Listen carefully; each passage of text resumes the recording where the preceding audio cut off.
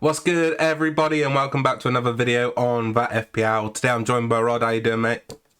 I'm good, bro. I'm a bit tired and hungover, but I'm here for the show, and that's the main thing. What's new? But yeah, in today's video, me and Rod are just going to be talking about the semi-finals, which went down was it last week or the week before in the Champions Last. League, and ultimately give you our early prediction on who's going to win this UCL final.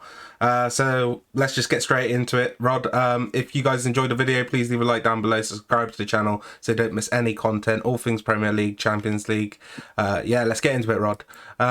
So I guess we'll start with this Liverpool game. They won the first leg 2-0 and they won the second leg 3-2. 3-2. Yeah. Yeah. Were you impressed with Liverpool? I think, obviously, the first leg, I think they won quite. I mean, 2-0 is a convincing result at home. So you take it away to Villarreal when you've got a solid base. And, I mean, I think when obviously Villarreal equaled it on aggregate, you're thinking, oh, God. Especially they had the home advantage and it was essentially 0-0 with no away goals. But then there must have been some sort of match fixing placed on Rulli at half time because what the fuck happened? Uh, What was that? yeah, man. I think, like you said, I think in the first leg, Liverpool were really dominant. Villarreal didn't really have too many chances, if any at all, really. You saw Villarreal set up in a low block. They was just looking to ultimately, concede as the least amount as possible and take it back to the stadium where it was fucking mental in there in the second leg. The Yellow Submarine really turned up. The atmosphere was crazy and the players really turned up. And I was really impressed with Villarreal in that second leg. I mean, in the first leg, you look at the goals they conceded. The first goal, yes, okay, but the Henderson one, where it's like a deflected cross, they'll be really upset with that. In the second leg, I thought they came out and I thought they took it to Liverpool. I thought they pressed them high at times and really did a good number on Liverpool. I think their goals were really good as well. But like you said, that second half, it was like night and day. It was like they reverted back to the team of the first leg where they were just trying not to concede. And I think if they would have stuck with the first half game plan, they might have had a better chance because of the fact that I think Liverpool were quite taken aback by it. Like you said with Rulli, I don't think I've seen a worse goalkeeping performance all season. I wouldn't be surprised if there was something a bit dodgy about it because some of it was real dodge, man. Super fishy. Especially Mane for the third goal, where You run he just out. sprints into no man's land. And obviously, the two goals before that, both went through his legs. The Fabinho goal was shot at him, and it's like you're in the semi final of the Champions League. You've got some sort of quality. Like how does that even happen? And as a Villarreal player or fan, you'd be absolutely gutted because leveling the tie at half time and thinking we're at home now, we can push on, and then essentially losing the tie in about 10 minutes deep in, well, not deep, but midway through the second half. So you'd be absolutely gutted as a Villarreal fan and player.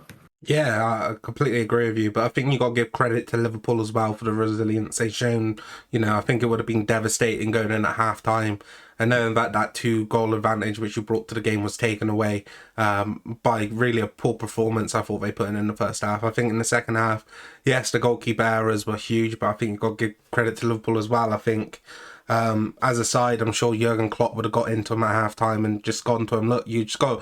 I think it was a matter of them just playing their game. I think when Liverpool played, how they played well. I think when they were playing tentative in the first half of the second leg, they looked like a different team altogether. But credit to Liverpool. I think you can, say that they probably deserve to be in the position they're in now going into another UCL final. All credit to them.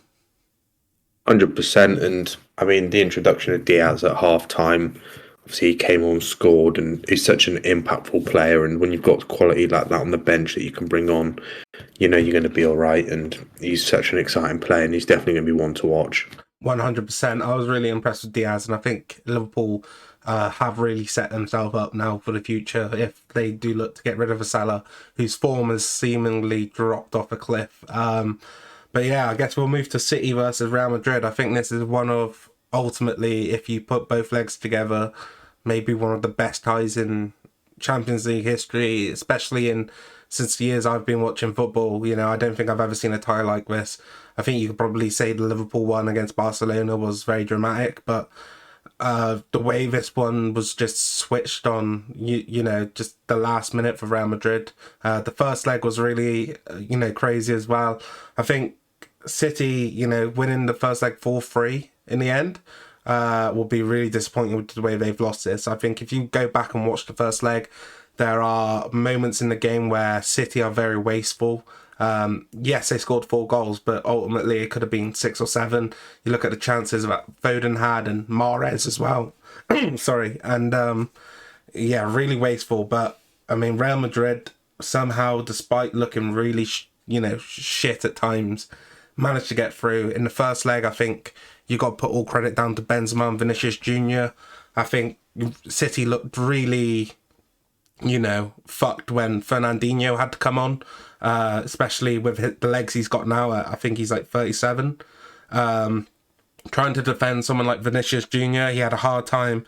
But Benzema, man, he's got to win the Ballon d'Or this year. The chances he scored in this game were just like insane. To think that, you know, a penalty to put them 4-3 instead of 4-2, he penenkered it down the middle in the first leg's fucking crazy. Yeah, when you've got a player like Benzema who can literally finish almost everything, and even though obviously he's getting on, but he's still got immense quality, and that's definitely it helped him out loads in the game. And like you said, I think City could have put the game to bed. Like 4-3, I think flatters Real Madrid quite a bit, because that game City should have put it to bed, and they should have taken it to the Bernabeu with a considerable lead. But instead, moments of madness from them led to obviously Real Madrid managing to score 3 and having to beat a 1-goal deficit when you're at home in the second leg. I think it's always doable, and we quite clearly saw that they did it in one of the most dramatic fashion possible. And I think this is when it comes down to 2 different sets of mentalities. You've got Liverpool, who never say die, winning mentality, and you've got City with a bunch of world-class players that just haven't quite got that winning mentality, and essentially serial losers. In terms of the European competition, I'm not saying that obviously in the Premier League they're very good, but in terms of European competitions, last year they bottled it against Chelsea in a game they should have won, and this year, like conceding twice late on in the second leg when the tie it was almost dead. You had to hold on for a couple minutes, and obviously conceding to Rodrigo in the 90th and then Rodrigo in the 91st. It's just absolutely bonkers. And a 2-goal lead with a few minutes, that's, especially for a team Man City, that's just basic. And to choke it like that, I loved seeing it. But as a City fan, you must be incredibly gutted, because you had basically a hand on the final, and to choke it like that in that fashion is crazy. Yeah, I completely agree. I think in the first leg as well, for Real Madrid, I think they did well. I think they had a few really shit performances on the side. I think players didn't turn up to the full quality. I think David Alaba, you know, a player who has proven to be a very capable, you know, European star over the years for Bayern Munich. He just didn't look himself in the first leg. I think when you look at the second leg, there were big differences in the game. I think you saw Nacho come in, and for me, he was one of the best players on the pitch. To consider that he's a backup player, I mean, what a brilliant backup he is. I think he might even be better than the starters, to be honest. I think he was better than Eden Militao in both legs. But yeah, I was really impressed with Nacho. I think as well, the midfield of Real Madrid, I think there are certain qualities which you really want that you got with Modric and Cruz, but I think as you can kind of see now that, you know, age is really catching up with them and they just don't have the legs. But I think when you've seen Camavinga and Valverde drop into that midfield, I think you've seen a much better Real Madrid side. I think Camavinga looks like, you know, he's probably going to be one of the best midfielders in the world for the next decade to come. I think he's only 19, is he? And the guy is just unreal.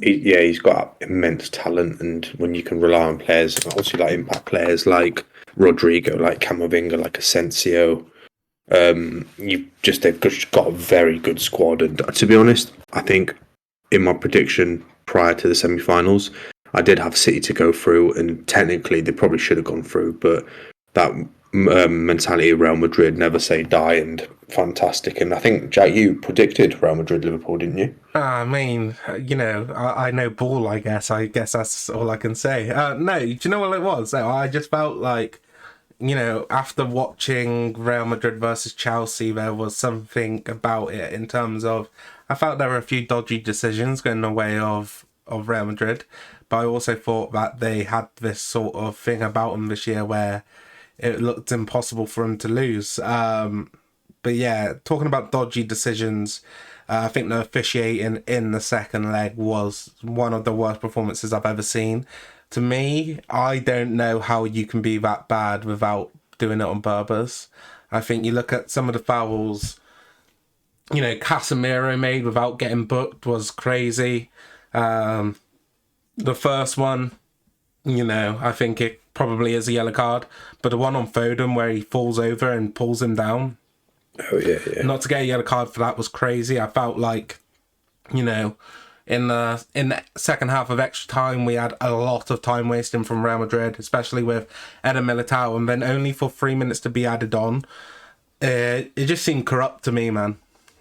I think there's always that debate in these latter stages of the Champions League. There's always some sort of weird officiating, and there's always something going on. And when you've got a governing board like UEFA, there's always going to be some sort of controversy because they're not renowned for stellar decisions made on and off the pitch. Yeah. But yeah, man, I think the officiating you can really have a complaint with if you're a City fan or player. I think there's good reason to be pissed off with it. But I think what you've seen the difference in both teams was the difference of experience in those big games. Despite City having a team full of superstars, there was no real dark arts from them. I think if you look at the City team, the Real Madrid team, sorry, the amount of little fouls they were making to slow down the game, the wasting time, the things which you hate as an opposition fan but absolutely love if you're a fan of the team. It was just different levels to it, in my opinion. I think as well, when you've won so many Champions Leagues, you've kind of built that mentality within the club, and that kind of transforms onto the pitch. And with City, I think I don't think you can rest any blame on Pep here. I think it's purely down to the players. Like, as professionals, like you mentioned with the dark arts, you have to just manage the game, and all you had to do was see it out for a few more minutes. We're not even saying 20, 30 minutes. It was essentially 3, 4 more minutes. And to choke, I understand one, when you're under so much pressure, but to concede two with the players you have, and you had enough defensive players on there to see it out. And I don't know, I put this literally on the players because they bottled it. There's no other way to say it. They bottled it. Yeah, I know where you're coming from with that, but I think what the craziest thing is, if you look at it, after Rodrigo comes on, you think he scores with his first touch, that he could have had a hat trick. I think, I think Edison did well to stop the third one. It could have been 3-1 before extra time. In my opinion, I thought there was a really good chance for Real Madrid as well. But like you said about Pep, you're putting no blame on Pep. I am, in a way. I know some people are kind of defending his decision to take off KDB, but I really disagree with it. But yeah, I don't care. To the good. I just feel like a player like KDB, yes, he was having a poor game. He wasn't playing at his best. But for me, to have a player with that sort of, he's got underrated leadership, in my opinion. I think taking him off was a big mistake. I think the ability to maybe take control of the game, was crazy. I think Jack Grealish is getting a bit of blame for some reason I don't really understand. Almost scored with with two. Crazy save from Courtois and an amazing, last-ditch effort from Ferland Mendy. But I do put blame on Pep because I think you've seen over City, I think they still miss a striker. I know it's crazy, but I've been saying they're going to get Haaland now, which is fucking crazy, and we'll have to see what happens. Well, yeah, it's got a here we go from Fabrizio, which pretty much means it's done. But, you know, for me, I just think about, like, how much better would they have been if they just had someone who's not even at the level. I think you look at teams over the years that, you know, you look at Divock Origi in that Liverpool team, or a Chupa Moting for a PSG or a Bayern Munich, who's maybe not, you know, at the quality of all the other players, but just have someone up there to toss the ball up to. I think they lack that in this tie as well. And for me, you know, I think it's harsh to say it, but I think you do have to put a bit of blame on Pep. He's bottled it now on multiple occasions. Obviously lost the final last year over complicating it. A couple of years before that, going out to the French sides, you know, just putting out a rested team. For me, he does have to take some of the blame, because, you know, if Pep was to leave City this year, as much as you can say, oh, it's you know, he did great for the club, he changed the way they play and all this, and he won, you know, numerous trophies. The reason he was brought in was to win a Champions League, and with the money he spent and the superstars he's had, he still hasn't been able to do it yet. So for me, yeah, I do put some of the blame on Pep. And I mean, let's, I guess, move on to the final now, which is going to be a fantastic final. And I remember the 2017-18 final quite well. I was on my way back from the playoff final after losing to Fulham, and obviously I think this was the final in Cardiff, wasn't it? And Salah coming off early and Real Madrid winning 3-1. I mean, scored a spectacular bicycle kick. How do you see it going, Jack? Do you think it's going to be a repeat, or do you see Liverpool getting their revenge back? Well, first of all, Rod, I would like to hit you with a crazy stat. I think I told you this the other week. But the last time Real Madrid lost the UCL final, it was against Liverpool.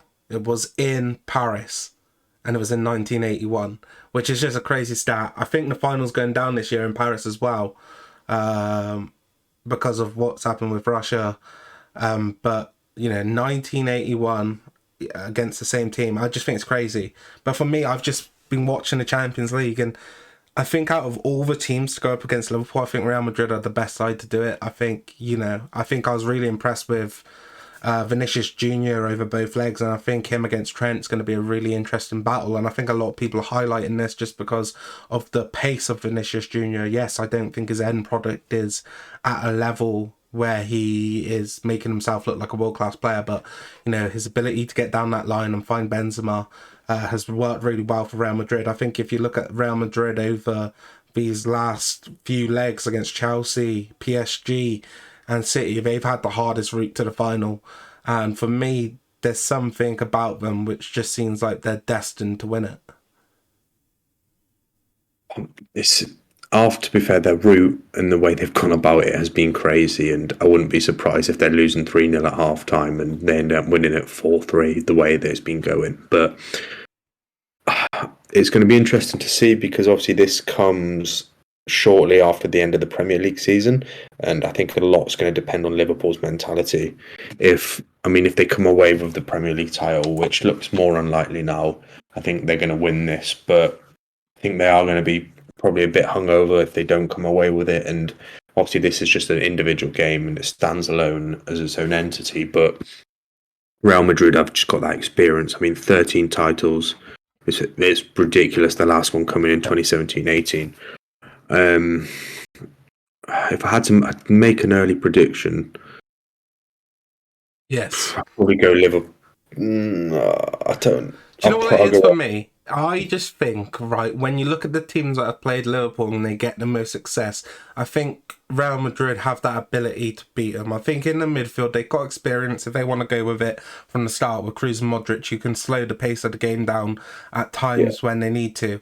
But I also think with them bringing in Camavinga and Valverde, they have that ability to maybe keep up with the pace of Liverpool. But I think what makes this Real Madrid team the perfect matchup for them is I think they've proven that, yes, they are not the best defensive team, but they have the ability to go into that low block and play a defensive style of football and catch teams on the break with Vinicius Jr. on the one side. And I know they play Valverde on the right as well a lot.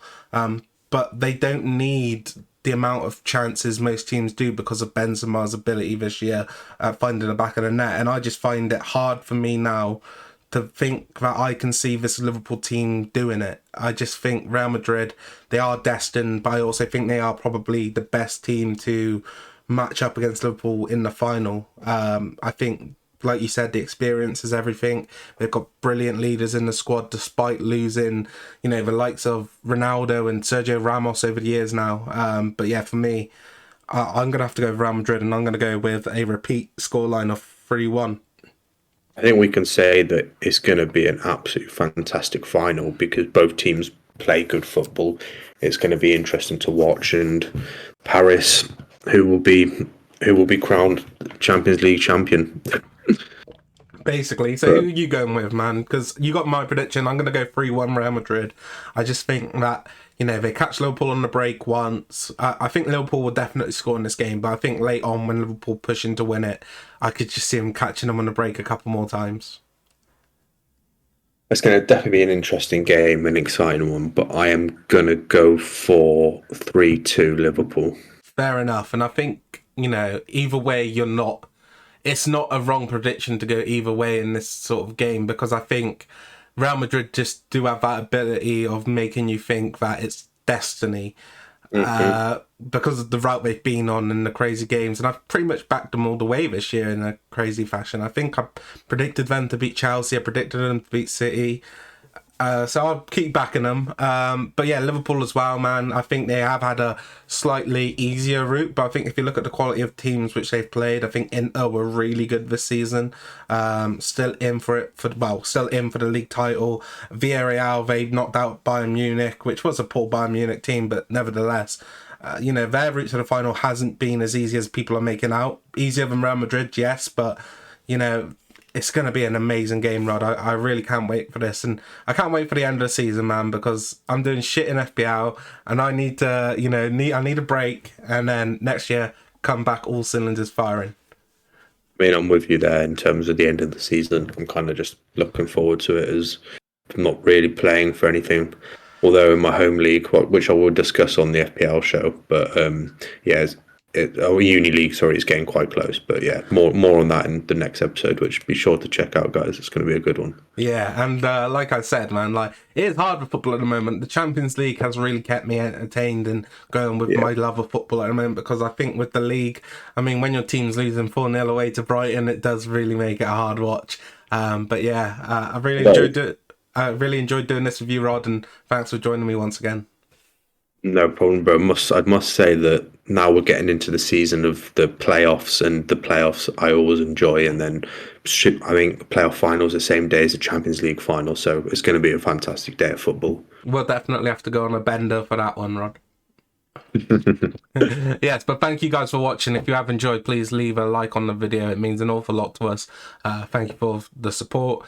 Please subscribe to the channel if you haven't done already.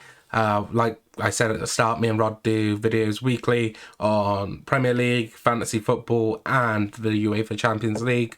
So until next time, take care of yourself, guys, and we'll see you next time. Peace. Bye.